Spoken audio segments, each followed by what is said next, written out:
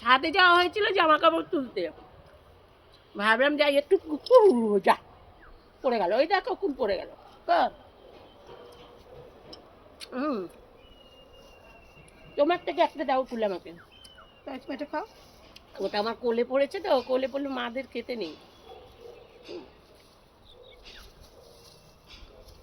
একটা কুলের বদলে কুল নিয়ে নিয়েছি দেখো।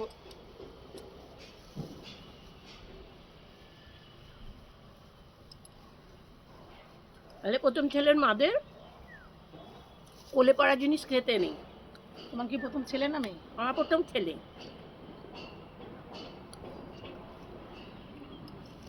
মেয়েদেরটা তো মানতে হয় না, তাহলে আবার মেয়েদেরটা দুঃখ হয় মেয়েদের, ছেলেদেরটা মানতে হয় না, মানলে আবার ছেলেদের ক্ষতি হয়, কি হয় জানি না, এই জন্য মানি।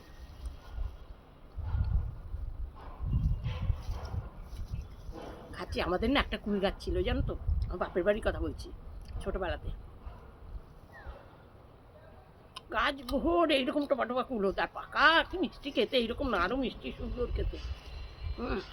আর একটা বালতি নিয়ে রেখে দিতাম, আর গাছটাতে উঠে পড়তাম আমি, উঠে গাছটা যে ঝাঁকা দেবো না, একেবারে মানে ফুলের মতো কুলগুলো বিছিয়ে পড়বে, এইরকম এরকম লাল লাল সব রকম। তারপর নিচে নেবে আবার ওগুলো কুড়োতাম, আমার দিদিও কুড়োতো নিচে থেকে, আমি করতাম। নিচে দাঁড়ানো যায় না জানো, তখন গাছে কুলগুলো যখন গায়ের মধ্যে পড়ে না প্রচণ্ড ব্যথা লাগে। সাইডে দাঁড়াতো আমার দিদি, তখন কুড়িয়ে নিয়ে খেতাম। এখন কুল গাছটা কেটে দিয়েছে ঘর করার জন্যে, ভীষণ মায়া লাগে।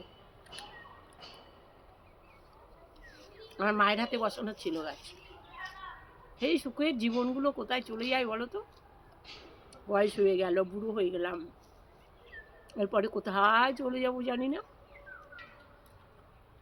দেহটাকে আর খুঁজে পাওয়া যাবে না, দেহটা হারিয়ে যাবে।